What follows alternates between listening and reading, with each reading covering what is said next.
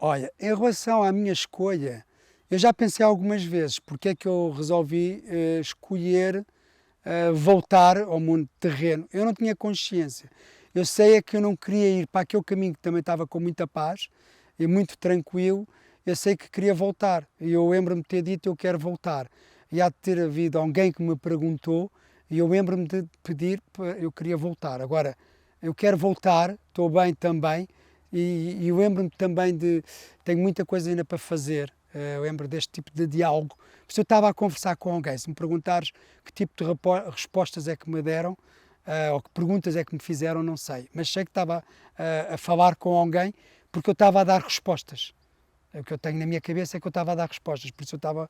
Se essas perguntas também era eu próprio que as fazia, tenho consciência, mas eu acredito que era alguém do outro lado.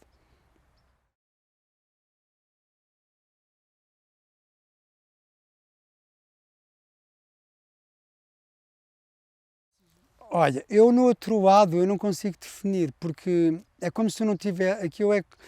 Não sei se eu às vezes há pessoas que dizem, estive no éter, ou tive. O que é o éter, não é? O que é? Eu acho que é assim é um lugar que não é lugar, não tem nada que seja uma referência daquilo que tu estás habituado a ver. Agora, o que eu senti era uma claridade enorme, uma paz enorme, e é como se não houvesse espaço, não houvesse tempo, e que está tudo em paz. E foi essa sensação de paz e de não espaço. Sei que era claro, vejo assim muito aquela coisa da nuvem branca, um bocado como a gente quando vai nos aviões e vê aquelas nuvens e estamos no meio das nuvens. Não há referências de nada, nem se é longe, se é perto. Não me lembro fisicamente de alguma referência que fosse parecida com o que é que seja que eu conheça. Talvez as nuvens, talvez o ar, o céu, todas umas, aquilo era tudo uniforme e clarinho, muito claro, muito entre os brancos e os azuis muito claros.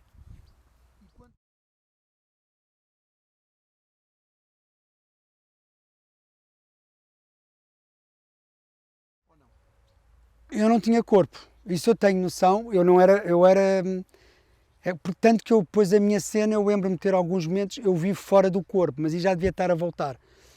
E vi, quando não se apaga a cara, eu estava um bocadinho fora e via algo dentro de um movimento, e aí vi formas, já havia formas, não posso dizer que vi fora e estava a ver se calhar as luzes do bloco operatório, se calhar cheio de pessoas, não, eu vi que havia formas, movimento, escuridão e luz. Aí foi a única vez que eu tive a noção que estava um bocadinho fora, mas depois lá nem sequer corpo tinha, não me lembro nem ver corpos, eu lembro só simplesmente que era, sei lá, dizem-se que há um espírito, não sei, não estava em forma nenhuma.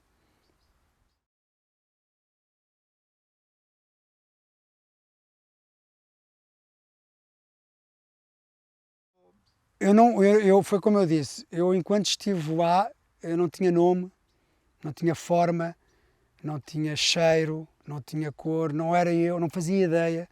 Eu só me lembro como espírito, se assim se pode dizer. Não, o resto não tenho consciência de, ok, Luís, és o Luís que chegaste agora dali, andaste em Portugal a fazer viagens, a organizar eventos, tens uns pais assim, nada. Não eu era só um ser individual, sem qualquer tipo, como se não tivesse nada programado em mim, mas que quis voltar, mas não sei porquê, não tenho essas referências, nem sabia quem era, não, mas também não, isso não fosse importante, isso não era uma coisa sequer importante, nem sequer, a forma como ideia, eu nem estava à busca de saber o que é que estou aqui a fazer, não foi uma coisa que me tenha, até agora nunca se revelou nada disto, o que é que eu vim aqui fazer, venho lá da terra, ou o que seja, mas não me lembro de forma nenhuma minha. Sou mesmo sempre quase como um espírito.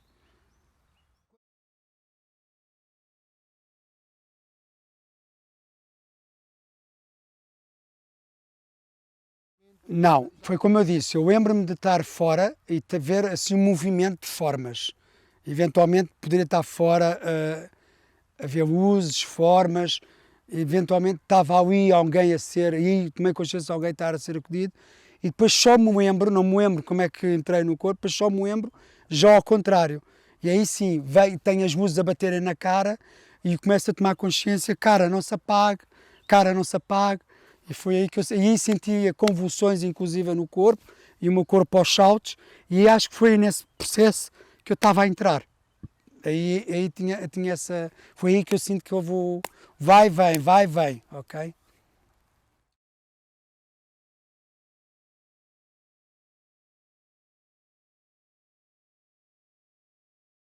Eu sabia que tinha-se passado alguma coisa, mas só depois, porque quando eu entrei na vida terrena, se assim se pode dizer, eu não estava com consciência de mais nada, eu só estava bem na parte terrena, porque de repente eu tinha toda a gente, está bem, tem dor, e começaram a vir as dores, comecei a perceber quem eu era, estava numa sala de operação, mas eu há bocado estava a entrar na sala, o que é que se passou, comecei, como se ligasse o computador, e começou a entrar-me todo o meu sistema operativo, e aí comecei a perceber e comecei a ter ali alguns estados, ok, porque é que eu estou aqui, o que é que se está a passar, ok, entrei numa sala de operações, tipo, só e estou aqui neste corpo físico, tinha algumas dores, só nesse estado, o resto não me lembro de mais nada.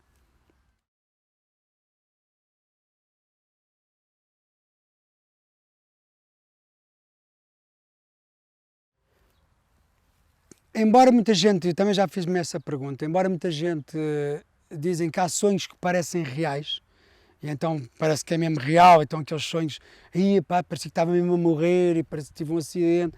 Há sonhos que parecem reais, mas isto não se explica. Eu não consigo, aqui era mesmo real. É como se tu, ok, eu tive a passar este processo, uh, senti mesmo que houve ali uma conexão com qualquer coisa que eu nunca tinha tido, por isso ser tão diferente, mas que me fazia valer que eu não estava num sonho, eu estava em algo para além de mim, que eu próprio também racionalmente nunca tinha pensado, nem em sonho, nem em nada. E nunca mais voltei a ter. Aliás, eu posso só contar aqui uma experiência que acho que é importante. Eu voltei a ter uma experiência um bocadinho assim alucinada nestas coisas. Eu já vi muita coisa dos outros, mas eu costumo dizer, como informático, não é? Muitas das vezes, e como lado mais racional, o porquê das coisas, às vezes quando se passam connosco, eu depois posso falar de outra maneira. Eu há 2 meses, ou seja, no mês de junho, no início do mês de junho de 2023, que é este ano, não é? Eu posso-vos dizer que eu tive uma queda de bicicleta, ok? Uma queda de bicicleta bastante forte, em que eu desmaiei, fui com a cara ao chão, desmaiei, numa situação normal, e o que aconteceu naquele momento também não consigo explicar, porque eu estava a tomar consciência que estava ali eu e só ouvi uma voz que me dizia: não acordes, não acordes, estás num sonho, vai para a tua casa. Não acordes, estás num sonho, vai para a tua casa. E eu, depois, segundo os relatos, estava perto de casa, isto foi na minha aldeia, peguei na bicicleta e o que eu tinha era só: vai para casa, estás num sonho, vai para casa, não acordes. Fui com a bicicleta, com o volante torto, com o degrau torto, todo a sangrar, com. Pá, incrível, incrível. Parecia que tinha batido num caminhão. Subi, cheguei a casa, a minha mulher estava lá e só ali eu começa-me a dizer o que é que se passou, vi a minha cara toda em sangue e eu disse: não sei, acho que caí. E só ali quando estive dentro de casa é que tomei consciência, depois a explicarem-me que eu vim 5 minutos a pé com a bicicleta. Depois a vizinha até me disse: ele passou por mim com a bicicleta na mão e disse: bom dia, vizinha. Ainda disse: bom dia, vizinha.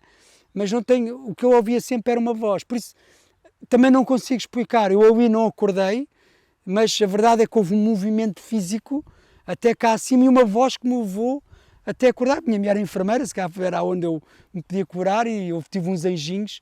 Também é uma experiência um bocadinho alucinante, e também que não consigo explicar.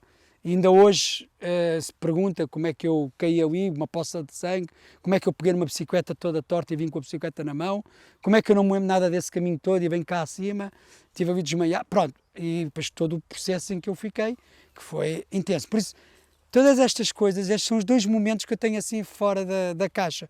Se me perguntares como é que eu também ouvi aquela voz, como é que... Não sei. Não sei, não faço ideia, mas também não me preocupo muito. Eu acho que aparece o que tem que aparecer a cada um. Depois tu contas a história que quiseres contar. A minha história é esta, foi assim que eu ouvi. E depois fui tentar perceber mas como é que é possível alguém vir lá de baixo, no fundo da aldeia, por eu ir acima com a bicicleta, não me lembro de nada e só ouvi uma voz. Estás num sonho, acorda em casa e vai para casa. Vai para casa, estás num sonho. Vai para casa, estás num sonho.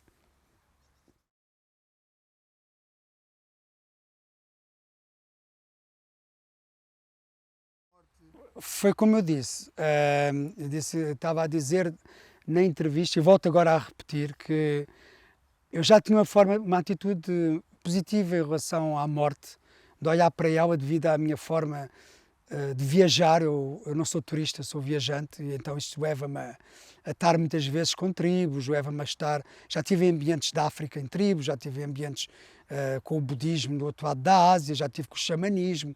Pronto, são tudo temáticas, muitas vezes são ditas quase bruxarias, porque nós não os conhecemos, e como somos, eu cresci com o católico, não é? Como católico, e eu já tive algumas experiências, e a maneira como eles olham para a morte levou-me a também relativizar muitas vezes a morte. Às vezes até chamam frieza, muitas das vezes quando a gente também leva com ela, de pessoas que estão perto, ok, é o caminho dele, ok, é o processo, isto às vezes leva a que a gente não sentiu a morte, num país em que eu cresci, em que a gente no Alentejo, inclusive, o que é que se fazia? Ia-se convocar, ou chamava-se mulheres, que eram as choradeiras, que iam para chorar nos enterros. Isto era uma coisa, então a gente no enterro tinha que chorar. Então era normal, é muito católico, agora já não tanto, mas na altura no Alentejo convocava-se muitas pessoas só para ir chorar, e estavam lá mulheres a chorar, que nem tinham nada a ver com aquela morte, mas elas estavam ali. Então para mim a morte era vista de uma forma muito já natural, porque eu fui desmontando isto de mim dentro com estas culturas. Agora, é muito mais natural, dá-me uma paz muito maior. O que eu tenho é a questão, não quero, ou seja, o sofrimento até chegar à morte é que me pode assustar mais um bocadinho, essa dor. Mas a morte em si, se morrer amanhã, que eu costumo dizer sempre, olha, não me leve já, porque eu ainda tenho muita coisa para fazer, mas a escolha é sempre tua, eu faço a minha parte e tu fazes a tua. Por isso eu sinto-me muito tranquilo com esse processo, até à data.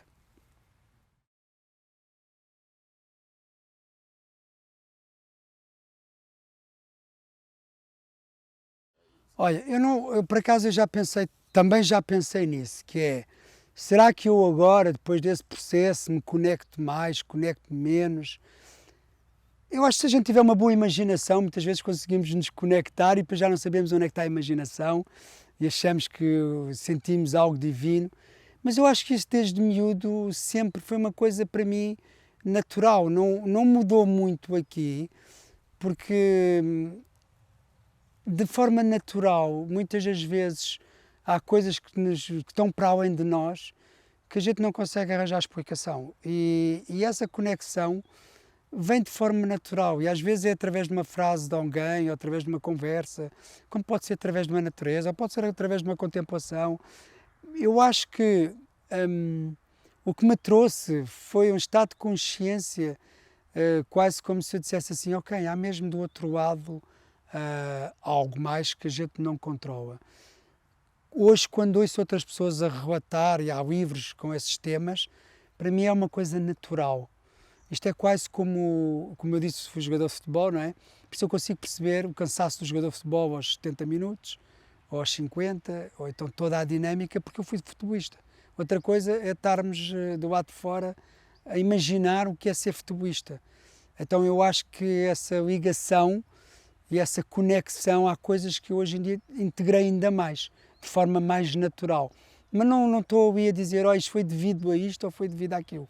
É de forma natural, mas eu já tinha sido para o Pantanal e estava no meio daquilo, às vezes parecia que até desconectava de mim mesmo e estava para além de mim. E estava lá no Pantanal ou na Amazónia. A natureza tem essa capacidade de o fazer, seja ela no mar, seja ela na floresta, seja que nos leva ali para uma conexão connosco de uma forma muito mais fácil.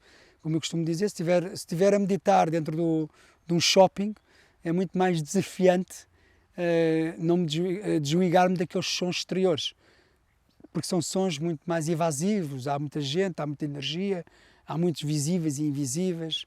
Ali, o que me levou foi a querer procurar ambientes mais fáceis de me conectar.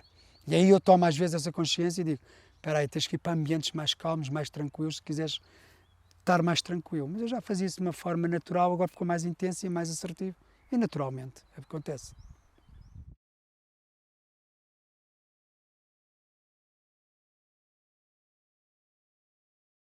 Eu costumo, para as pessoas que têm esta questão da morte e que vivem, que é um tema muito atual hoje em dia, o medo, é importante termos medo. Todos nós temos medo. A forma como controlamos esse medo é que pode fazer essa diferença toda, porque o medo também leva-nos à precaução, leva-nos a ter mais alguma atenção.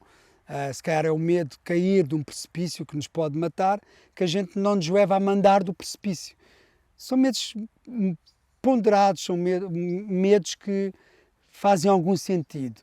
Nos tempos que correm, a gente vive muito num medo muito antecipado, num medo até muitas vezes nem está a acontecer e já estamos a antecipar esse medo e que leva a um estado de pânico. E quando a gente está em estado de pânico, a gente nem pensa, a gente não se move. O que eu diria às pessoas, acima de tudo, a maior parte das questões que nos são colocadas, dos medos que nos são assaltados, eles nem se materializam. Descontraiam, porque muitos deles são todos frutos da nossa imaginação e da nossa cabeça. Não se entregam ao medo, entreguem-se ao amor. O amor, quando a gente se entrega ao amor, quando a gente entrega a dádiva da vida, só por estar aqui, só por respirar, começar a olhar para o que temos, só isso é o suficiente para ganhar aqui dentro de nós uma força interna e não tem nada a ver com frieza.